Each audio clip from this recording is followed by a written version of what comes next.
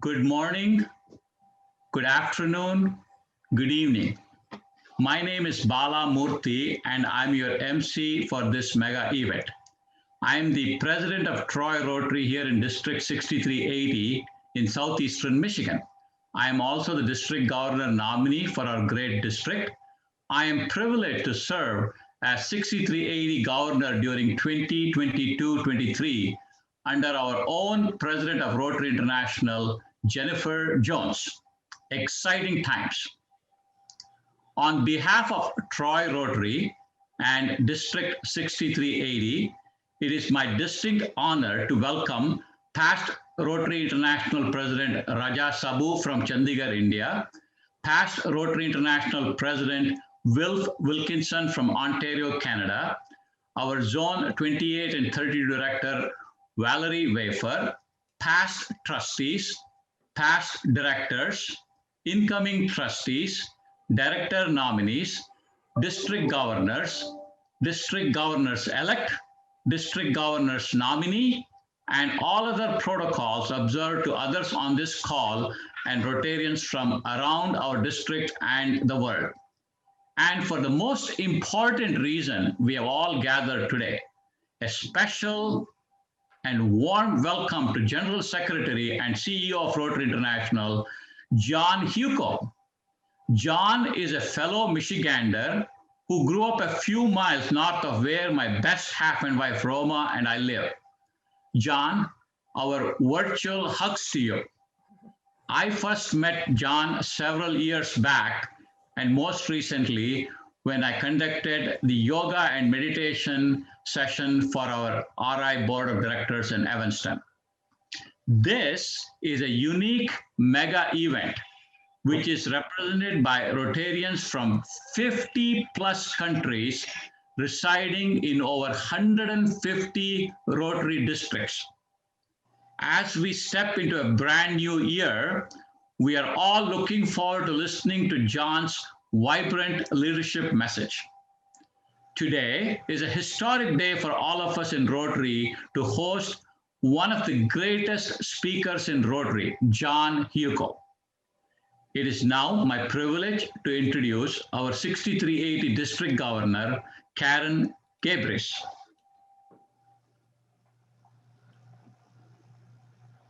Thank you so much. And today I am also most pleased to welcome Rotary International General Secretary and CEO John Hewko to District 6380. I know there are many Rotary dignitaries on this call, and with all protocols observed, I'd really like to acknowledge two in particular. First is my classmate from our neighboring district 6400, Governor Noel Jackson. And second, to reach out and thank President of Troy Rotary and District Governor nominee, Bala Murthy. Thank you for serving as host today for this webinar and for all you do for Rotary.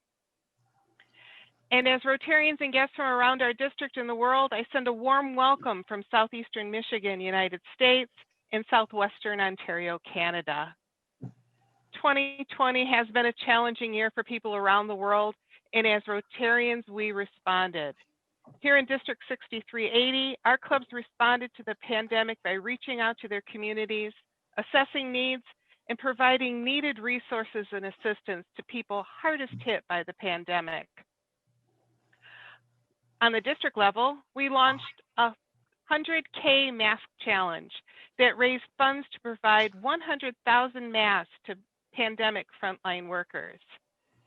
And in what is being called a reverse global grant, the Pandemic Relief for Detroit project involved an international partnership between clubs in District 6380, 6400, 3131, 3190, and 9211. This global grant project also connected Rotary with local community partners and nonprofit organizations to provide personal protective equipment to healthcare workers and food to people in southeastern Michigan who were hardest hit by the pandemic.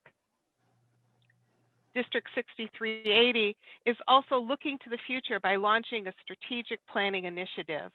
Our goal is to reimagine how we do Rotary so we can keep our district and the clubs we support relevant for years to come.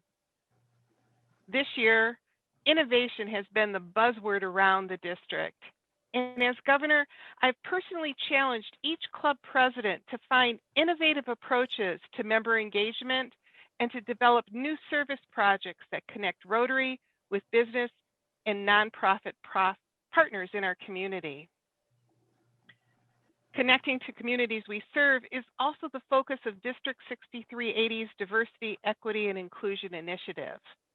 Our top priority is growing and diversifying our membership to make sure all of our clubs reflect the communities we serve and are inclusive of all cultures, experiences, and identities. 2021 brings with it a hope for new beginnings, and whatever the year has in store, we'll be there together. And as Rotarians, we will step up to the challenges that lie ahead. With service above self as our guiding principle, we'll continue to respond to the needs of people in our communities and communities around the world. I am so proud to be a Rotarian, and I'm proud of all we have accomplished. And I just can't wait to see what we will do in the year that comes. And now I am pleased to welcome past District Governor Don Rydell. Don is a member of Troy Rotary and served as District 6380's governor twice. First in 2012 and 13 with the theme of Peace Through Service, and again in 2015 with the theme Light Up Rotary.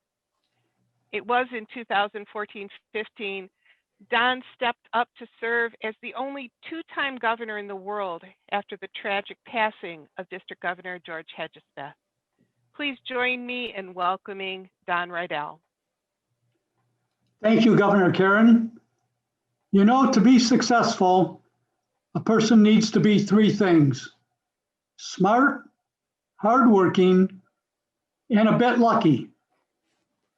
10 years ago, a search committee was looking for a new general secretary for Rotary. The folks on that committee must have been very smart and very hardworking. They certainly were successful. John, in addition to being highly qualified, was a bit lucky as he was picked. So today I'd like to introduce John Hewko to you. As General Secretary and Chief Executive Officer, he oversees the operations of both Rotary International and the Rotary Foundation with a combined operating budget of $450 million and assets that exceed $1 billion. In addition, he manages our relationships with important strategic partners and governments. From 2004 until 2009, he was Vice President of Operations for the Millennium Challenge Corporation, a U.S. government agency charged with delivering aid to the world's poorest countries, and served as principal negotiator for foreign assistance programs for 26 countries in Africa, Asia, South America, the Middle East, and the Soviet Union. He completed agreements totaling $6.3 billion. Prior to joining MCC, he was an international partner with the law firm of Baker & McKenzie, taking positions in Kiev, Prague, and also working in Brazil and Argentina. John has been a public policy scholar at Woodrow Wilson International Center for Scholars, an adjunct professor of law at Georgetown, and a visiting scholar at the Carnegie Endowment for International Peace. John holds a law degree from Harvard University and a master's in modern history from Oxford University. His bachelor's degree is in government and Soviet studies from Hamilton College. He speaks 4 languages besides English: Portuguese, Russian, Spanish, and Ukrainian. He is a member emeritus of the Board of Trustees of the Ukrainian Catholic University and a trustee of Western Reserve Academy in Ohio. John and his wife, Marga, live in Evanston, and are major donors to our Rotary Foundation. I think we can all agree that John hewko is a very smart and very hardworking, successful executive, and that today we, the 800 plus successful Rotarians in attendance, are truly the lucky ones to hear John present the future of Rotary. Let's welcome John hewko. Well, thank you. Thank you so much, Don, for that very warm and over generous introduction. President Bala, thank you so much for hosting this event, and Troy Rotary also for hosting this. Governor Karen, great to hear from you, and also delighted that so many Rotarians from around the world are participating. In particular, past presidents Wilf Wilkinson and Raja Sabu, two great Rotary presidents, and I very much enjoyed working with both of you through the years. And also, I understand there's a number of new Rotarians who are participating in this event. So I want to welcome you to Rotary. You've joined an absolutely incredible organization. I very much hope that your experience at Rotary will be as exciting and fulfilling and rewarding as it has been for so many millions of people through the last 115 years. And finally, I want to hello to the Rotarians, if there are any Rotarians from the Clarkston Rotary Club. As Bala mentioned, I'm a native Michigander, and my dad was a longtime Rotarian. He passed, unfortunately, last month, but a longtime Rotarian of the member of the Clarkston Rotary Club, also in District 6380, a little north of Troy. And I know Rotary was a huge part of his life, extremely fulfilling part of his life. To the extent there are any members from the Clarkston Club on this event, please say hello to your other fellow members from my late father. What I thought I would do is obviously the request was the topic is talk about the future of Rotary and where our organization is headed. But I think to talk about the future, we need to talk a little bit about the present. So what I'd like to do is just take a few minutes and just give you a recap of where our organization stands today and how we are poised for the future going forward. And so, as Don mentioned, my primary obligation as your General Secretary is to oversee the operations of Rotary International, the Rotary Foundation, and to oversee the Rotary professional staff. We have about 775 employees around the world. Our world headquarters are in Evanston, Illinois, just north of Chicago. We have about 550 employees in Evanston, and we have another 200 some that are in our offices outside of North America. We have 7 offices outside of of North America. And so back in January, it became very clear to me, and based on events as they were unfolding in Asia, that this pandemic was not going to end very well. And so I set up a pandemic response task force, really to try to get our organization ready to move to a new virtual regime. And so we took the months of January and February to really take a look at our systems, make sure that we were poised and ready to move to this new reality. I sent the entire Secretariat, all 775 employees, home for a day, and we did a trial run of what it would be like to operate virtually. And I'm glad we did that, because we were able to get a number of sort of kinks out of the system. And so it was a good move to have done that. And then on March 12th, we moved the Secretariat and Rotary International and Rotary Foundation operations to full work at home status. And I must say that the transition went extremely well. And as I speak today, the Secretariat continues to support you, the Rotarians, as we were prior to COVID. In fact, there are many areas of the Secretariat that are even working harder and busier than they were pre-COVID. As you're aware, we had to cancel our convention in Honolulu in June due to the COVID situation, and had to very quickly pivot from putting on an in-person meeting to a virtual convention, which went extremely well. And so there are many parts of the Secretariat now that are actually working, have more work on their plate as we try to readjust to our new reality.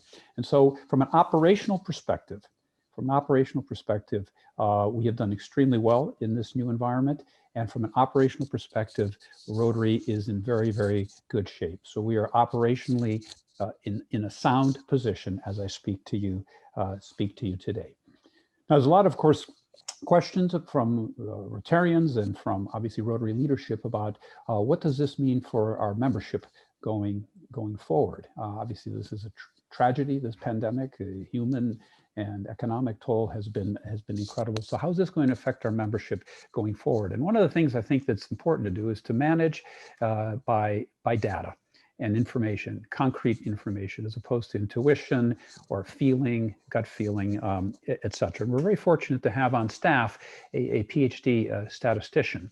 And so what I asked him to do was take a look at the last 115 years of data of our organization, going back 115 years to our founding, and see what has happened in past pandemics, tragedies, world wars, et cetera, to our membership. And then using 115 years worth of data to try to develop a model to try to project out as well as we can what we anticipate happening going forward with our membership. And what's interesting is if you look back at our 115-year history, there was only 1 year, and that was 2 years after the end of the Depression in 1932, only 1 year where we saw a significant annual drop in membership, and that was a little over 5%. And all of the other great tragedies that the world has lived through, whether it be world wars, pandemics, financial crises, we've seen paradoxically either increases in membership, or to the extent there were decreases, the decreases were relatively small, on the order of 1, perhaps 2%. If we look at the last crisis that we went through in 2007, 2008, we saw relatively small declines in membership of less than 1%. And so again, looking back historically, we've only really had one bad year in our history. And we have to remember that Rotary has very solid reserves. Rotary leadership through the years has done a very good job and been a very prudent steward of your Rotarian money.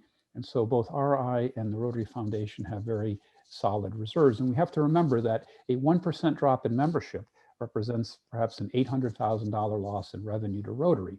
So even if we were to suffer a 5% drop in membership, which has only happened once in our history, that's about $4 million of lost revenue. And again, Rotary International and the Foundation have very solid reserves that are more than adequate to weather any severe drop in membership. Now going forward, projecting out, if we look at the last 115 years worth of data, the modeling indicates that we can anticipate either an increase or decrease in membership in the range of 1 to 2% increase or 1 or 2% decrease. And if we look at the figures that were coming in now, it seems to be tracking the way the model was indicating. So I think on an operational level, our organization as we stand today is in very strong shape. And I think from a financial perspective, I think we can be very pleased and comforted by the fact that we are in financially good shape. How has our organization responded to COVID? And again, this is very important for setting us up for Rotary in the future. And here again, I think we, as Rotarians, we can be extraordinarily proud of how our organization has responded to this COVID pandemic. Shortly after it began, the trustees of the Rotary Foundation put up a fund of $3 million, where each Rotary district could apply for a one-time $25,000 grant for use on COVID-related activities. That fund eventually grew to over $7 million, and over 300 districts received COVID-related grants of up to $25,000. And in addition, we've approved over $20 million worth of global grants that are COVID-related. And so if you look at Rotary's response in the first 4 or 5 months of this pandemic, we moved centrally more than $30 million from the Rotary Foundation to Rotary clubs and districts to do COVID-related activities. And of course, that only scratches the surface and doesn't even begin to cover all of the extraordinary efforts that have been done at the club and district level, all the fundraising, all the work that was being done locally that didn't pass through the Rotary Foundation. And so if you combine what's happened centrally plus what's happened locally around the world, Rotary's response to the COVID pandemic has been absolutely extraordinary. And now, of course, the board has recently adopted a decision that we're really going to begin aggressively, essentially, to move forward in terms of this pandemic with the rollout of vaccines, et cetera, et cetera, et cetera. And so Rotary's response has been something that we can all be proud of. And finally, before I move to sort of the Rotary into the future, perhaps a few words about polio. We get a lot of questions about what's happened to our polio eradication effort in light of these COVID restrictions. And we did have to suspend the vaccination campaigns for the first few months of the pandemic, for obvious reasons. Those have now been restarted, and obviously employing all the relevant safety guidelines, et cetera. So the vaccination campaigns have recommenced. But what's interesting is that we have been able to very successfully redeploy the polio infrastructure, which is significant for COVID-related purposes. It's estimated that the polio infrastructure has been used in at least 50 countries on COVID-related matters, and the value of staff time and infrastructure, et cetera, that's been put into the effort is over $100 million. And so very similar to what happened in West Africa a few years ago, if you recall, there had been the Ebola outbreak, and the polio infrastructure, particularly in Nigeria, was very effective in helping stop the spread of Ebola in West Africa, and we're continuing to do the same with using the polio infrastructure for COVID. But what this does tell us is that we need to continue more than ever on our effort to eradicate polio. Because we had a bit of a slowdown in the early part, it's extremely important that Rotary continue to do what we're doing in this effort, and that is to advocate and to continue to raise money. And as you're aware, we have an agreement with the Gates Foundation, where if we raise and spend $50 million in any given year on polio, we get a $100 million match. So now, if anything, we need to redouble our efforts to raise money for polio, to make sure that we raise that $50 million to maximize our match from the Gates Foundation and really ensure that we can make up some of this lost ground and continue to drive the world toward polio eradication. Last year, we had a total of 139 cases in our two remaining endemic countries, Pakistan and Afghanistan.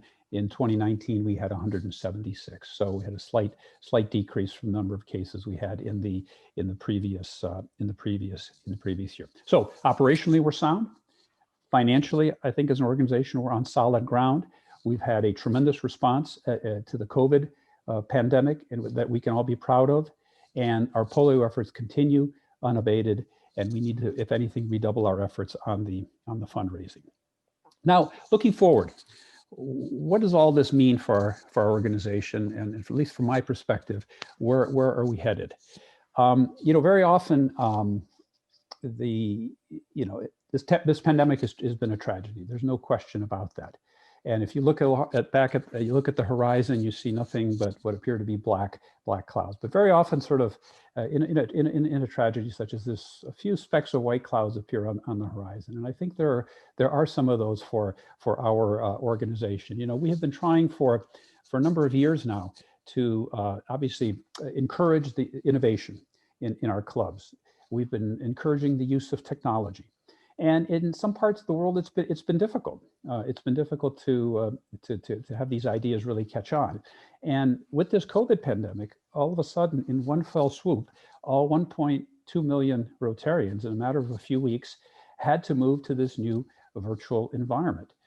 We had no choice. We had to embrace technology because there was no other option. And I think that has been, in some ways, a positive development for our organization, because we've realized, many Rotarians have realized that, hold on a second, there is a lot we can do with technology. There's a lot we can do with innovation.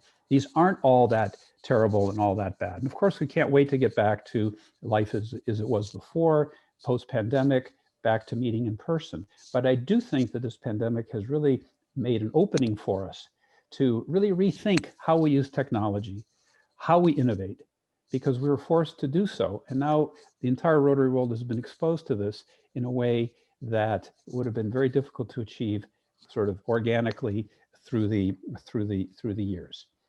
And so how is this going to affect us going forward, and how can we use this in a positive way as we look at the future of Rotary? Well, one of the challenges that we face in many parts of the world is membership. And I'm going to be very open and perhaps overly frank with the audience. You know, our membership has been flat at about 1.2 million for the last 20 years. And we've stayed flat because we've seen significant membership growth in parts of Asia, Africa, developing in other developing countries. Where we're seeing significant membership declines is in North America, UK, Australia, New Zealand. Those countries are suffering significant membership declines. And again, it's not everywhere in North America. There are pockets which are doing extremely well, but by and large, the numbers don't lie. And we've been seeing a steady decline in membership, particularly here in North America. You know, North American Rotarians, by definition, made up 100% of Rotary back in 1905. And we're now down to less than 30% of Rotarians around the world come from North America, and the number is continuing to decline. And so how can we utilize this COVID crisis to help try to address both the membership challenges, but also the membership opportunities? And for me, it comes down to the concept of, you know, at the end of the day, we are selling a product to the marketplace. And historically, it's been and is an incredible product. But, you know, we're not selling soap, we're not selling cheese. What we're selling is the club experience. When you join a Rotary Club, the experience you get, and you pay for that experience with your time and with your money. And what we're finding in many parts of North America is that people are either not buying our product, or when they buy it, it wasn't what it was cracked up to be. And again, it's not a universal principle across North America, but obviously it's there because the numbers don't lie. Membership is dropping.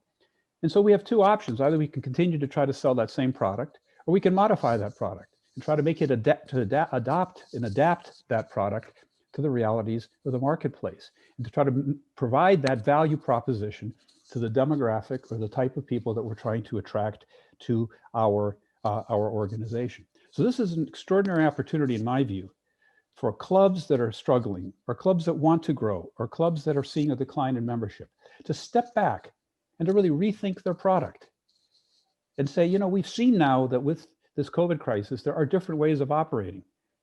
And there's no one size fits all. There's no right or wrong answer. What is important, in my view, is the product that we're offering, which is the club experience, attractive to the marketplace?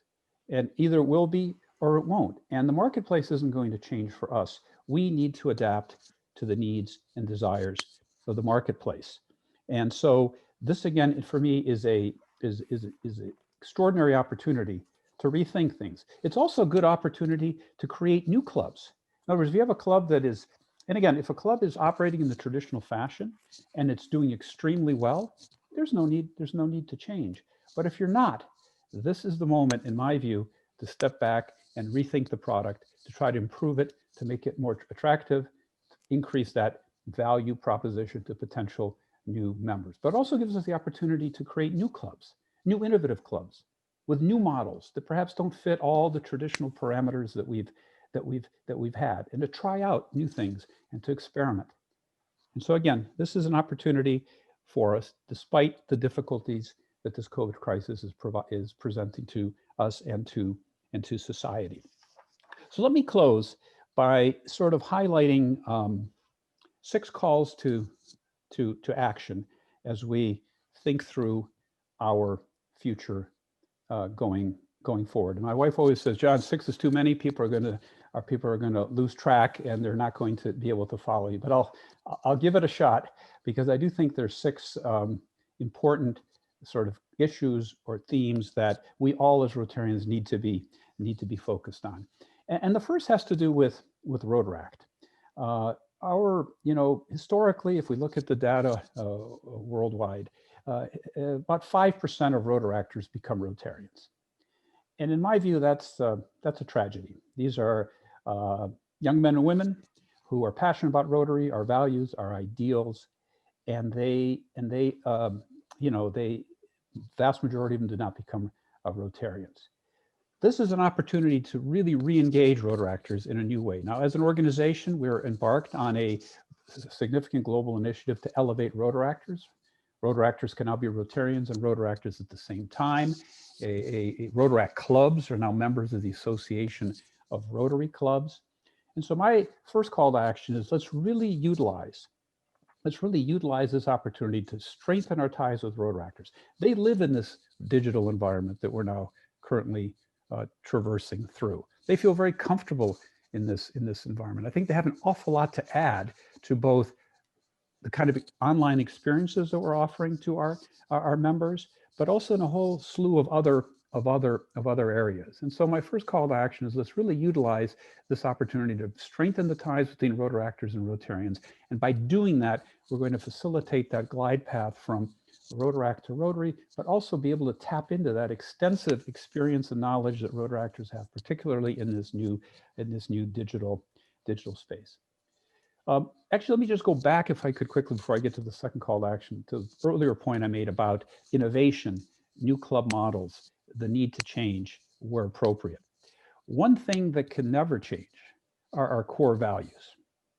Four-way test, our focus on ethics, our concepts of fellowship, etc.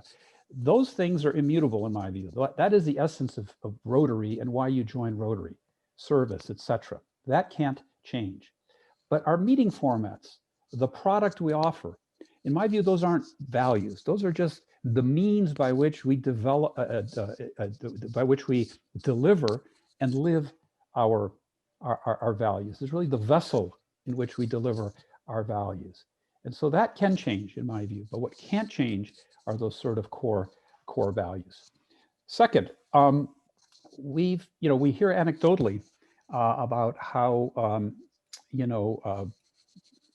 our organization is some areas struggling and some areas not. But what is important, in my view, is that we need to come out of this crisis at least as strong as we were going into it.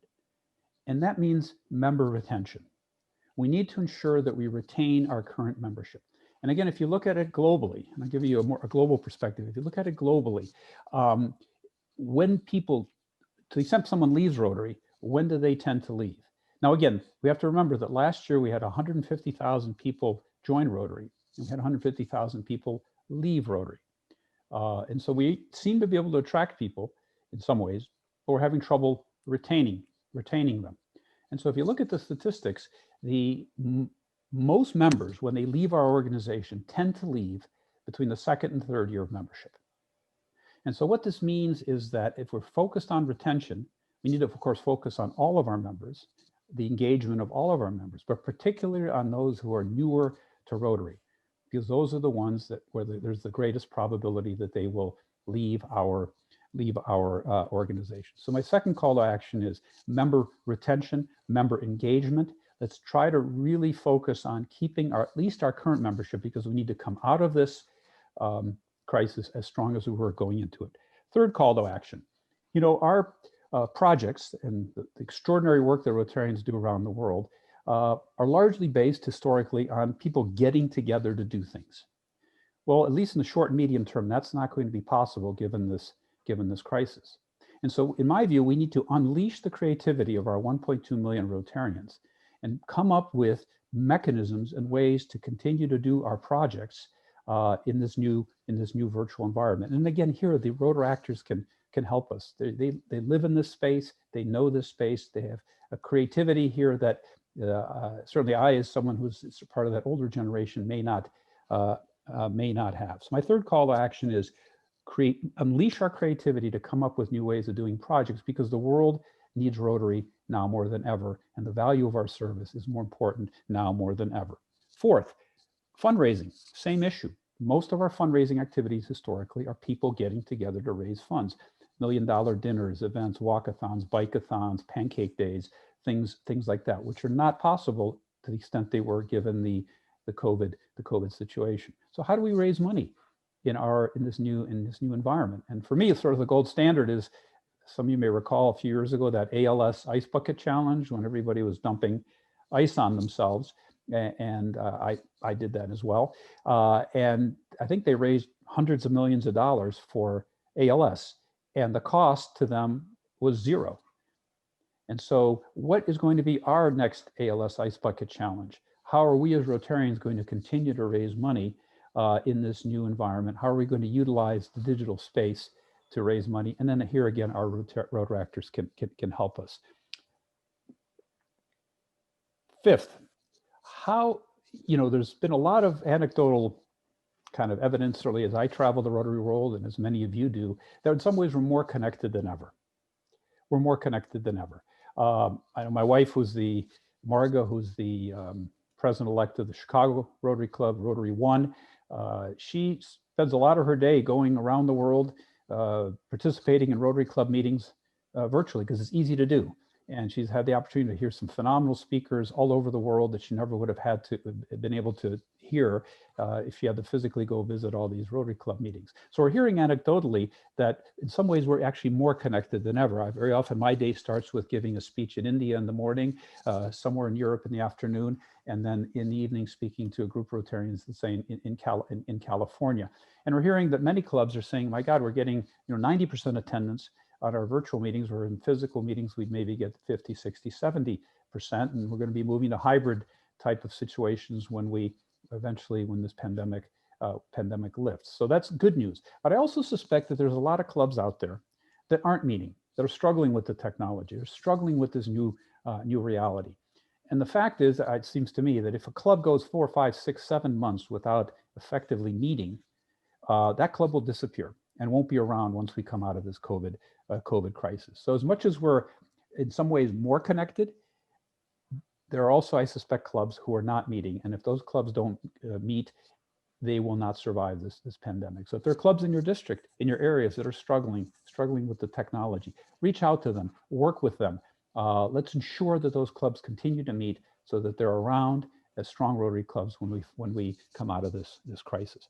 And finally, let me close by saying that, as I said at the beginning, the sky is not falling for our organization. We're operationally sound, we are financially sound, and I actually see this as an opportunity to rethink, reevaluate, and reposition our product in the marketplace. Because again, all of us globally have been forced to do things and to rethink things in a new way.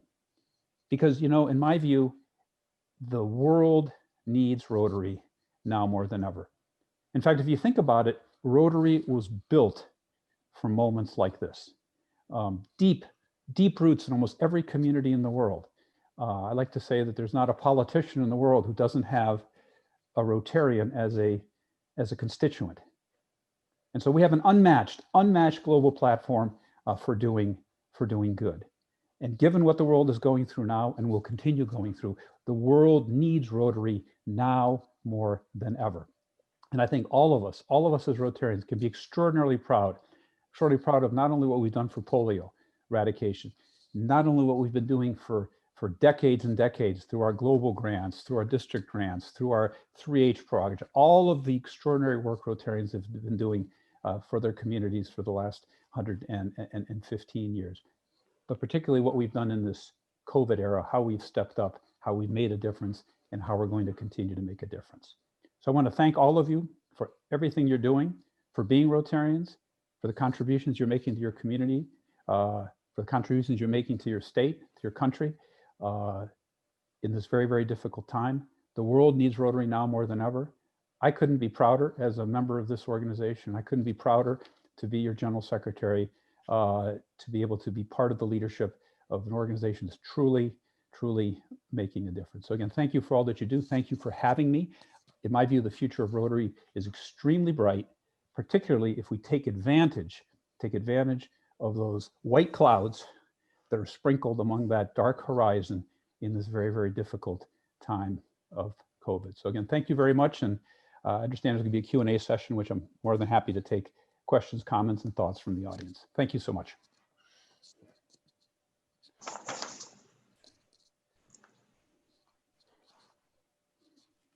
Okay, thank you, John. My name is Roma Murthy, and I'm the District 6380 Membership Chair, as well as for our Troy Club. So all the things that you mentioned on membership, I can totally relate to because we are facing very similar type of issues. So my first question, and Dawn and I are going to go back and forth between the questions, is, you know, as traditional clubs have really shrunk in size, as you mentioned, what have you noticed in the areas where Rotary is growing? And then what kind of innovations have you seen, especially during this pandemic? Of course, the Zoom meetings are probably one of them, but is there something that you've seen where there's growth in the world that we could all use as examples or look to? Well, I think, you know, one of the challenges is one size doesn't fit all. What's one of the interesting the phenomena that's happening in Rotary, as I see it, is that the growing sort of regionalization in our organization. In other words, the value system's the same. That doesn't change.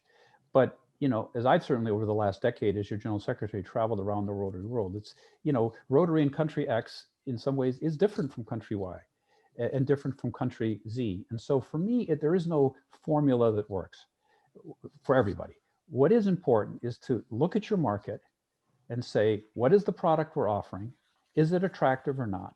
And if it's not, how do we modify it to make it interesting to the demographic that we're trying to reach? And so if you're trying to create a club that's largely young people, younger professionals, well, you're going to have a certain approach. If it's a club designed you want to cater more toward folks who are retired, that's perhaps going to be a different product or a different emphasis. And so my message is really, don't put on the rules shackles. Don't get caught up in the rules. Very often I find Rotarians immediately go to the rules as opposed to what's going to work. Let's come up with a product that works and then figure out what rules aren't being adhered to. Let me give you one example of club innovation, which seems to be working and is catching on. And again, it may or may not be appropriate in your area or other countries, but that's the whole point. What works is what works, and what doesn't work is it doesn't work.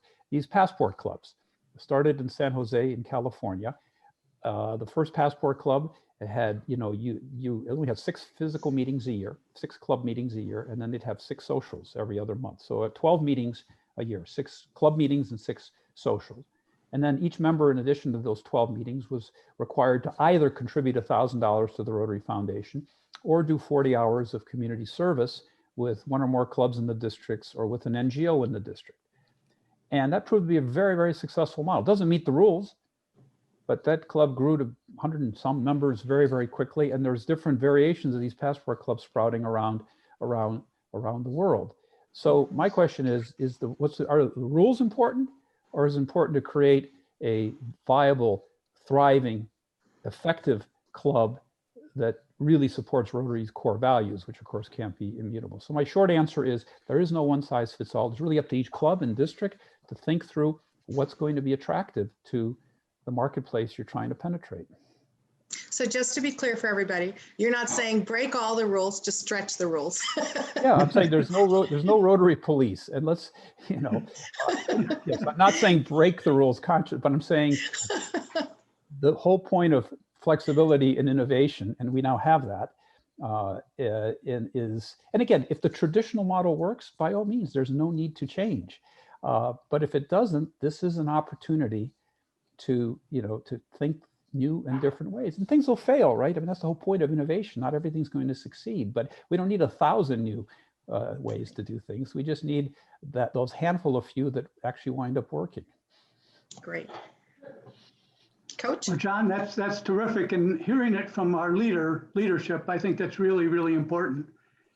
Another question here would be, what role can some of our other groups that are around us, like Rotary Fellowships, Rotary Action Groups, Rotary Community Corps, what role can they play in increasing our membership? I think they're an extremely important component, because one of the things that actually, as I've gotten to know our organization well through the years, that is absolutely stunning is the myriad of opportunities that you have in Rotary.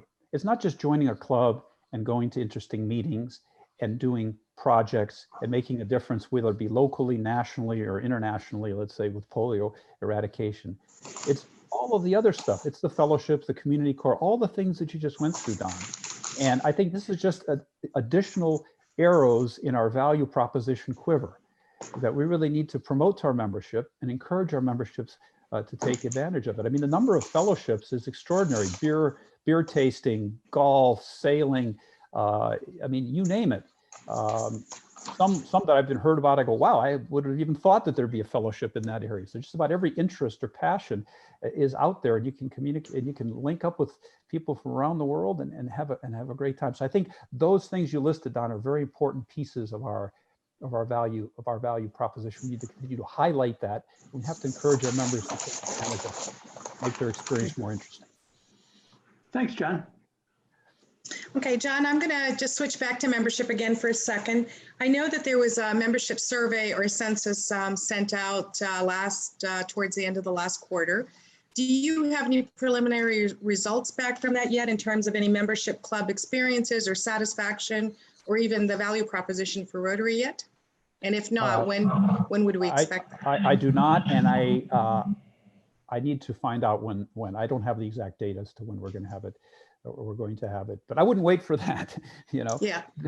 You know, Rotary begins and ends at the club level. That's it. We're an association of clubs, and we can guide, we can encourage, we can provide, you know, materials from Evanston, but at the end of the day, it all begins and ends at the club level. That's the experience that we're providing to our membership, and that's where I think the focus needs to really be, to take that club experience and make it something that's going to be valuable for somebody to want to buy with their time and money. John, another question that comes up, we've received it from several Rotarians here today, are, you know, we have zoning, Rotary's broken into zones, and we realign those zones every so many years. Right. There's all this talk and conversation about regions and possibly some other form of structure. Is there anything you can bring to us on that? Yes, there is a committee that's been formed called Shaping Rotary's Future Committee, which is really taking in a sense, a whiteboard look at our organization. And I think, you know, every 115 years or so, it probably behooves an organization, you know, to sort of step back and say, okay, if Paul Harris were around today, would we organize and structure ourselves the way we were currently doing it, right? Because the structure we currently have in place is one that's, you know, that was developed, you know, over 100 years ago. Obviously, it's modified, it's grown a bit, but, and so they really are engaged in a whiteboarding exercise and saying, okay, if we were to structure Rotary today, how would we do it? And what would be the ideal structure for increasing the value proposition for joining a Rotary club, increasing the impact of our Rotary clubs around the world, take into account growing regionalization. You know, I don't have you know, that committee's work is still ongoing. It's still refining what that new model might look like. As I said, however it shakes out, it will include and try to take into account this concept of growing regionalization. There would certainly be a pilot, I suspect, before anything is rolled out to the broader Rotary world, but it's still a work in progress. It's still a work in progress, but the goal here, and you know, it may be that in the final analysis, we're probably not in that bad a shape, or we don't need to change all that much. But it's still a work in progress, and we'll see what the final results of that committee are. Great, thanks, John. Okay, so we got a couple of questions in, John, regarding Taipei. It's an exciting future that we're looking for. The question is Taipei still on? Is there going to be a hybrid event? Do you think, has a decision been made yet? Decision has not yet been made. The board will be meeting probably this month or next to discuss that issue and to take a decision as to whether it's going to be in-person, hybrid, or fully virtual.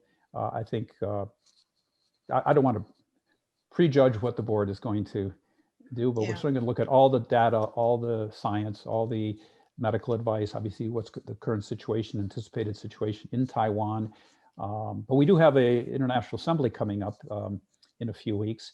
That will be all virtual, and it'll be a good sort of dry run for the convention. Of course, we had a very successful one in Honolulu. We had to very quickly pivot, as I mentioned earlier in my comments. We learned a lot from that. So I suspect if we do go virtual for the Taipei convention, it'll be a really good product.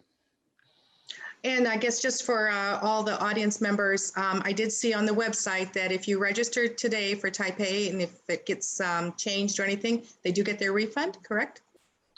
If that's what the website said, yes. Yes. Yes. Great. Okay, John. John, let's go with a final question. The Rotary Foundation has added the 7th area focus, supporting the environment.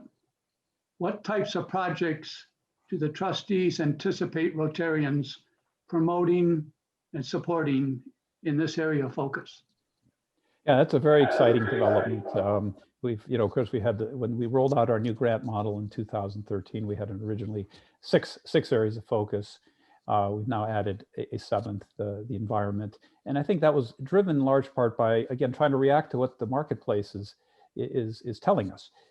Environment is a huge concern and a huge issue and a passionate issue for many people, particularly in the younger generations. And so I think this was a great move by the trustees, and I think it's going to inspire and energize our Rotarians in a very positive way. We're currently working through the guidelines, all of the parameters, types of projects that are qualify and don't qualify. That'll be coming out shortly, and then once that's out, the Rotary will know exactly the types of projects which would fall and qualify for funding within this new 7th area focus. Great. Well, thank you, John, for joining us today. And at this moment, I'd like to turn it back to our president, Bala, of my Troy Rotary Club. And John, you are definitely one very smart, successful executive. Thank you for everything you're doing for all of us. Thanks, John. Bala? All right. John and I have many things in common, including being a Michigander, and most important, his dad and I work for the same great automobile company, General Motors. John's dad was one of the greatest engineers and inventor GM ever had. This is amazing and breathtaking. John Hewko will be remembered in history as one of the most resilient, innovative, and creative general secretaries Rotary ever has or ever will. He is navigating through one of the most challenging times as we get back to normal from this pandemic that took all of us by surprise. The world needs Rotary now more than ever. Let us take that great message plus other calls of action that John has shared with us. Thank you, John, for taking time off your busy schedule to join us and sharing your vision for the greatest service organization in this world, Rotary International. I'm sure you will all agree this event was a grand success. There are great heroes who made this event possible, and they include past District Governor Don Riddell, District Governor Karen Gabriel, past District Governor Michael Caruso, AG Linda, District 6380 Membership Dream Team Chair, and my best half, Roma, Membership Regional Leads, John Stewart, Sharna, and Ashish. Our neighboring District 6400 and Detroit Rotarians, Colleen and Trey Green, Myra, Renee, and many, many other Rotarians from various clubs and districts around the world. Jennifer from John Hewko's office was super managing John's super busy schedule. Our stage manager, Liz Smith, executed this flawless, great event. My apologies if I left out anyone which was not intentional. Last but not the least, our dear Rotarians from all over the 50+ countries residing in over 150 Rotary districts. A special thanks to my fellow district governor nominees, including Tracy Simcock and Mike Caffey from neighboring 6400 and 6330, which are also my former 2 districts. Looking forward to meeting you all in February 2022 in Florida. Special mention to my former club, Washington, D.C. Rotary family, represented by AG Jennifer Hara and past President David Kloss. Thanks to all that John mentioned, Rotary Fellowships, Rotary Action Groups, and Rotary Community Corps members, which are absolute hidden jewels in Rotary.